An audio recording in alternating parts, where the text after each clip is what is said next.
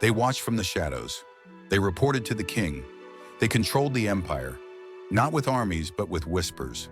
Before the CIA, before MI6, and even before Rome, there was the Persian Empire's eyes and ears of the king. What if I told you that more than 2,500 years ago, a spy network existed that could rival any modern intelligence agency? A secret force embedded across cities, courts, and provinces, silently watching, listening, and striking without warning. This is the untold story of the Achaemenid Empire's secret police, the eyes and ears of the king, and their power. It shaped history. Founded by Cyrus the Great, 550 BCE, one of the most tolerant and strategic rulers in ancient history.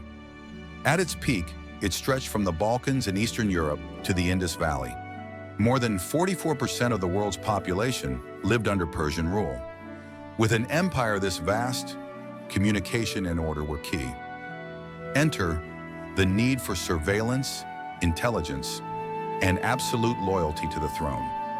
Darius I formalized what became the world's earliest intelligence network.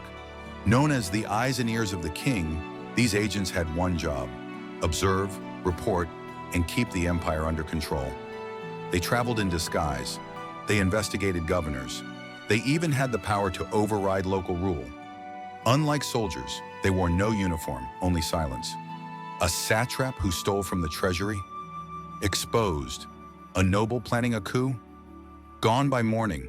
Their fear, not of armies, but of whispers. How they operated. Courier system. Messages could cross 1,500 miles in 7 days. Unheard of at the time. Royal Road, used to quickly dispatch agents and gather intelligence. Stationed spies in satrapies, provinces, temples, military camps, and markets. They blended in with merchants, scribes, even priests.